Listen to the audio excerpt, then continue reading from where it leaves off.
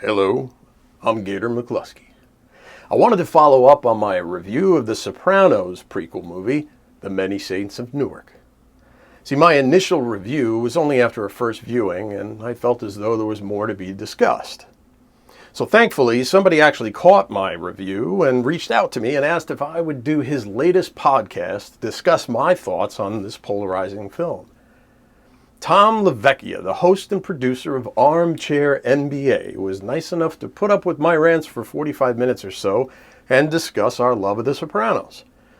I'm going to play you about 10 or 15 minutes of that interview, but make sure you jump on over to his channel to see the full 45-minute long interview.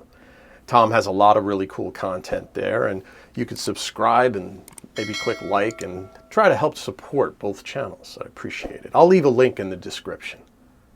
So here's a little Armchair MBA with Tom Vecchia. Hello, I'm Gator McKlusky, and this is a mob film review. Tonight's episode, The Many Saints of Newark.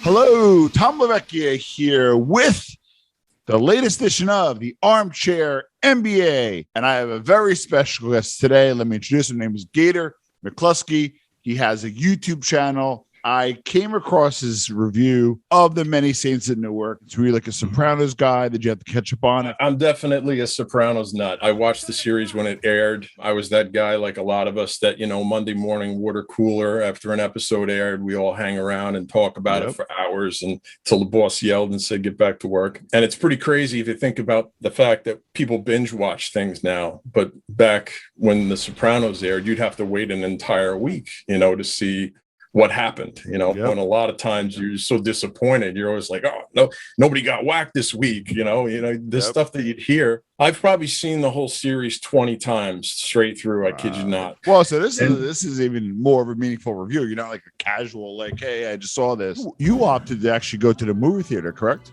Oh, yeah. Opening day. I'm a big believer in, certain movies need to be seen on the big screen. As soon as the theaters reopened, I was right back in. All right. So let's roll right in, man. So what were you expecting? And then let's jump right into the review. I think the biggest thing going in that was sort of something I was leery of was the fact that David Chase really wanted to direct this thing. And due to family issues, he had to back out. That was crushing. Oh, he didn't direct it? He did not direct it. No, he actually turned it over to this director, Alan Taylor. He directed 9 episodes of The Sopranos.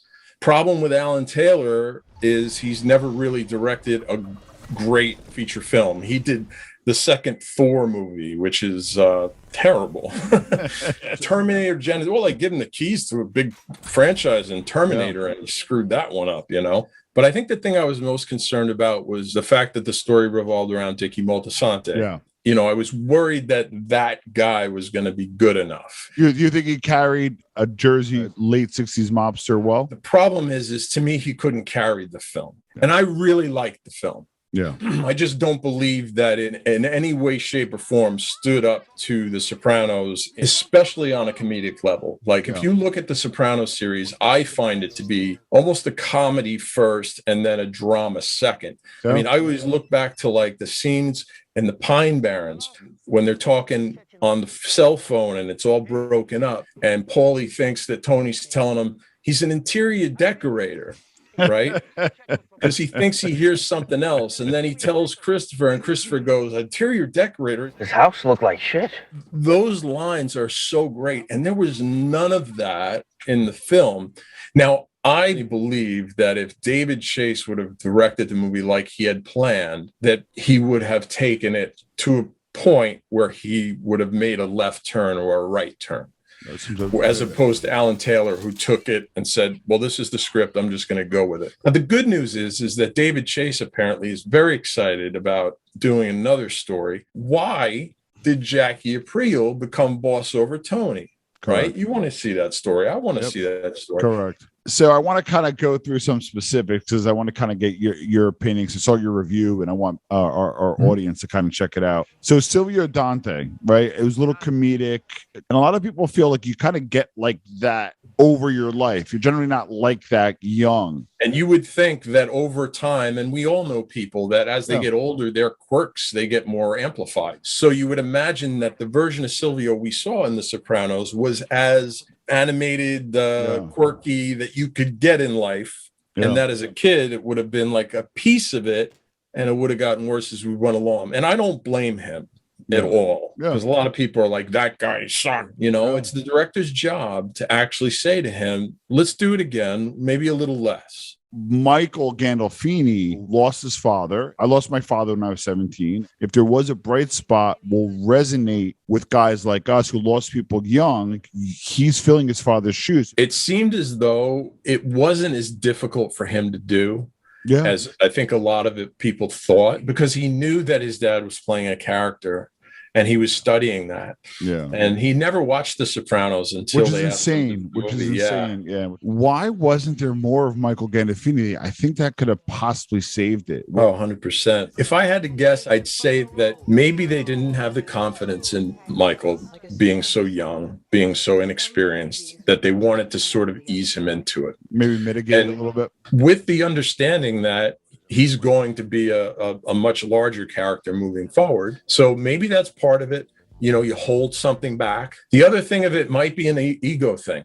It might be David Chase saying, you know what? I'm going to prove that I can do this again, that I could give you new characters. Because it's me, not them. So Uncle Junior, I thought he was good in terms of the portrayal. What were your thoughts on Uncle Junior's character? His big moment when he falls on the stairs. My theater that I was in just howled out loud laughing. That was fun to see. And that's the shame about theaters, is like, there's a reason why you see these things in a theater. And I got to tell you, most of the people I know that saw it on HBO Max at home hated it a lot more than the people I know that went to the theater to see it.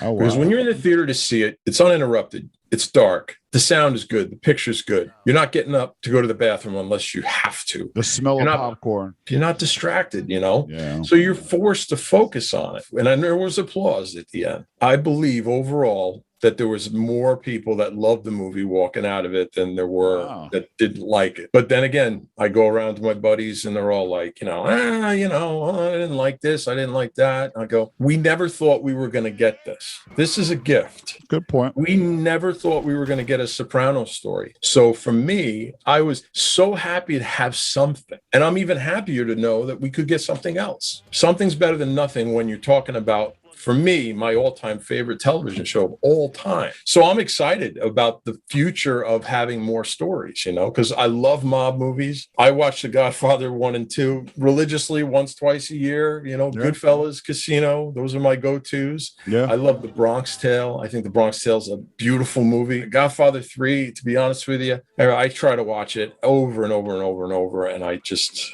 so disappointed with that. More so every time I watch it. It's funny. It actually grew on me over the years. When I was a kid, my father had the Godfather epic. That I'm not sure why that's not everywhere, every day playing. Yeah. So he had this big box set. I think it was 3 tapes, and it basically chronologically puts the Godfather in order. Yeah. And it's a fascinating way to watch it. But the big thing about it is there's like an hour or more. That's not even as part of the 3. And what it was is NBC, when they bought the Godfather, they said, okay, we'll give you the money you want, but we want all the extra scenes and we want it to be much bigger. Recently, Cinemax actually aired it on TV. It's the entire epic, start to finish. Why exactly did Junior kill Dickie? Obviously, it wasn't because he laughed at because he fell. Was it he was worried about him rising higher in the Jersey mob than him? Or what was the real reason why Junior killed Dickie? But I actually do think that he was whacked because of him being laughed at. Because you got to remember, if you look at the Sopranos series, there's some of the crazy shit that happened over the years. Specifically, here's one. So Johnny Sack wanted Ralphie killed. Why?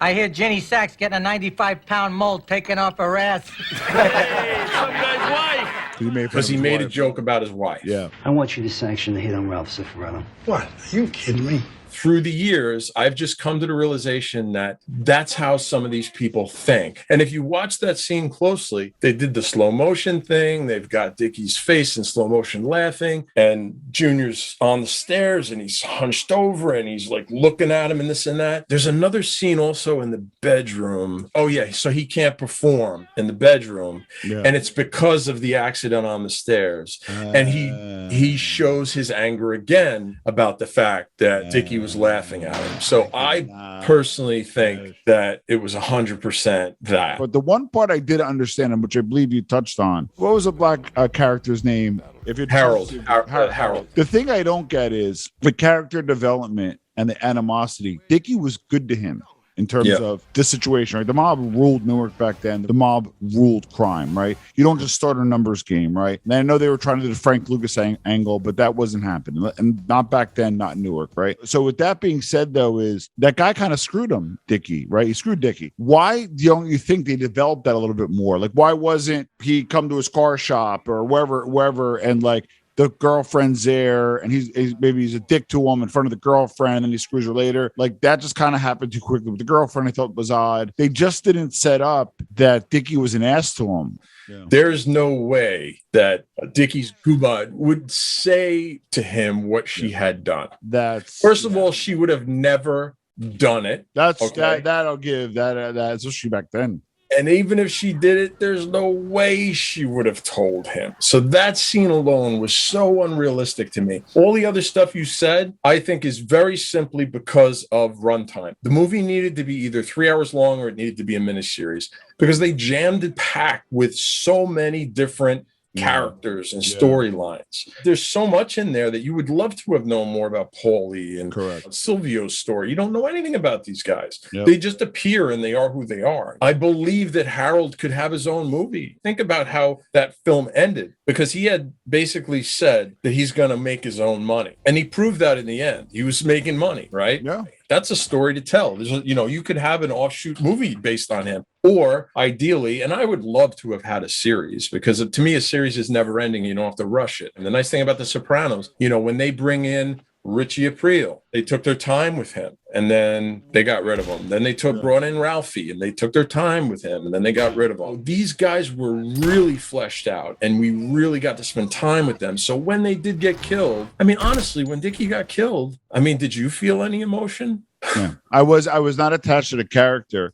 That's the fascinating thing about rewatching The Sopranos because I'll focus on certain characters that I never saw certain things, particularly Carmela, who Edie Falco's just brilliant in that series. And if you focus on her story arc and her struggles with the fact that she's taken all this blood money, there's that one psychiatrist she sees that she makes a point to him about like, you just want my money, and he's like, no, I'm not charging you for this session. He goes, I refuse to take blood money. Wow. He goes, and now you need to do the same thing. You need to pack your bags and get your kids, and you need to leave. I'll send you the article. I have another magazine that's Jersey based, and they said kind of how Jersey was The Sopranos, and it did focus on like the area and some of the places, and kind of like was it real and all that in New Jersey? And the truth of the matter, it is, and it was, and it really was emblematic of the Italian American experience in New Jersey, New York, where everybody kind of knew somebody, and he grew up a certain way and things were a certain way and it was about family, but then it was like contradicting. I remember watching Jersey Boys and Frankie Valli character is like married, but he's messing around with his Kumar, and he mentioned something about going home or something. Meanwhile, it's his mistress, and she's like, why? He's like, well, it's all about family, but meanwhile, you're cheating, So there always has been historically that dichotomy of the Italian Americans experience, some which is true, some which it, and obviously gets amplified in the cinema. I took it that you thought it was positive, so give us kind of your net review. I like the movie, and I stress in my review that I don't believe it stands up to the quality and the legacy of the Sopranos series, but as a standalone mob movie, I would probably put it somewhere close to Bronx Tale, not quite as good if anyone's seen the Bronx Tale. And Did the you Bronx, not like Bronx Tale? I actually really love Bronx Tale, and I love Chaz Palminteri in that. I think he's amazing, and the fact that he even wrote that and De Niro directed it, and it's a very similar story if you think about it. The best thing to me about The Many Saints of Newark is the way that young Tony Soprano was lost. He didn't want to take speakers that were stolen. He still had some morals. Dickie at first was trying to get him to just forget all that and justify it. And then Ray Liotta, who we didn't talk about, who I thought was magnificent. From Union, New Jersey, of all places. Let's spend a minute on him before we wrap up. He's just incredible. And for a lot of us that saw the trailers, we saw him in prison. And then we watched the movie, and he dies early on. And I'm thinking to myself, what happened to the prison shot? Didn't know that they were going to twist it and make it, which wasn't totally I thought clear. That was cool, yeah. And I thought he played both guys so well and so different. To me, Ray Liotta deserves an Oscar nomination for that. Wow, that's a bold statement. Michael may also get one. It just all depends on how many movies come out and how many nominations there are to pass around. This got graded with a curve for me. Like, they could do no wrong. They just had to do some jokes. Like, they had to just not F it up, and they kind of did. I don't know if watching it in the cinema and dropping, to me and my fiance, $45 all in, probably more nowadays with all the crap. Maybe watch it again to see if I picked up or missed something, but I'll probably watch it from the comfort and safety of my own home. To me, it's just getting the best possible picture, the best possible sound. I mean, let's be honest, there are people out there watching this movie on their phone while they're on a bus. It's unfortunate, and it's unfair to the filmmakers. Some people just watch it on the go. That's the world we live in. Would The Many Saints of Newark be that much better if you'd had seen it in the theater? Not now. I think now it's resonated with you, but I think the first viewing is really important. If I could suggest anything to anybody, try to go to the movies to see these things one time, and then if you like it or if you're unsure, rewatch it at home. That's fine. We really appreciate you coming on the Armchair MBA. We're kind of reorganizing here, if you will. It's a relaunch podcast. I think you're going to be okay in the comments because I knew you were a little more complimentary in your review, but I think you'll be okay. Some good guys who watch the show. I could take it. I'm from New York. You're from New York, so it don't matter. Be good, and thank you for being on the Armchair MBA, my friend. Thank you, and good luck with the channel. Thank you, buddy. Watch for new movie reviews and documentary series. Don't forget to subscribe and click on that bell so you know when new reviews arrive.